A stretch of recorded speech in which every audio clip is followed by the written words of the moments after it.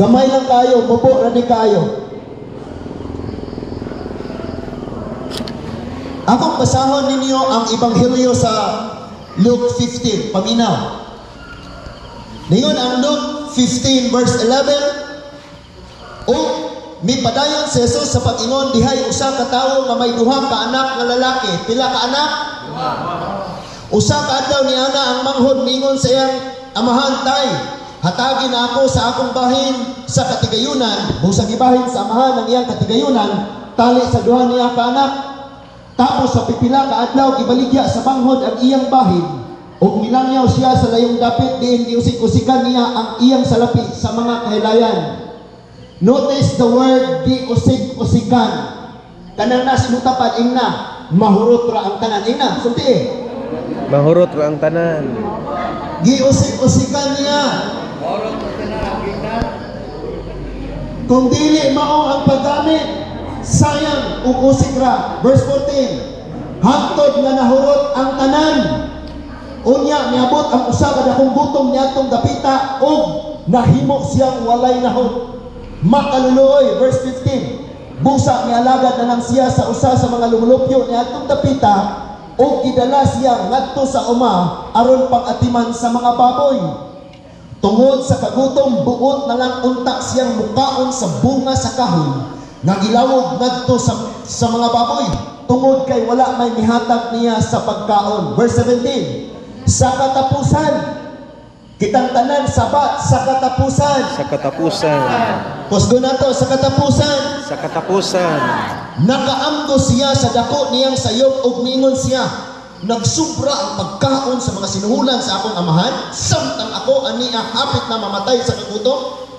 Busa mubauli ako ngadto sa akong amahan ug sultihan ko siya, tay, nakasala ako sa Dios ug kanimo.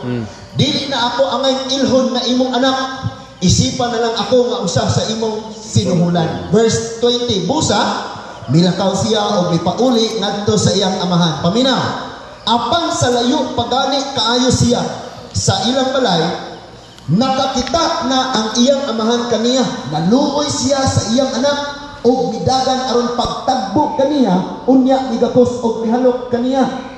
Verse 21. Unya mingon ang anak, listen to this, sa pag-anhi sa atong Ginoo. Arisa, tanawa sa ko kadali lang. Paminaw, gisik ang iyang unod ug panig tungod sa mga bunag. Gisapa siya, gisipa siya, napasan siya sa bukad kay nga cross, ug ang iyang katapusang dugo, samtang diha siya sa cross, nagkagot ang bukog sa iyang ulo sa mga tunok nga gikuruna sa iya. Sa nagpasan pa siya sa cross, wala siya ni give up. Kaya ang nas ang huna og kasing-kasing, ikaw ug ako, para to nimo ug nako. Namatay siya sa cross ug niingon siya, it is finished.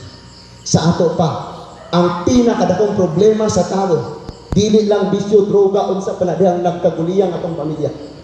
Ang pinakadakong problema sa tao kining sala. Pero niingon si Lord, it is finished. Iyang ipakamatyan. Munang kadtong mituo ug bidawat, may kinabuhing dayon. Listen to this. Ingon ang Ebanghelyo sa Juan 1:12. Apan ang tanan nga misalig ni dawat, nakabaton og katungod, otoridad na mahimong anak sa Dios. Listen to this.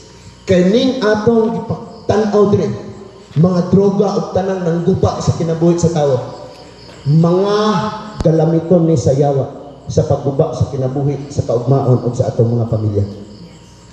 I tell you, diha sa mga dapit nga among adto, ani ako nagaabli sa akong kasing-kasing, gituuhan ko ikaw, ingon nga Ginoo ug akong mangluluwas, tungod kay ikaw ang nag-antos sa cross ug namatay alang kanako.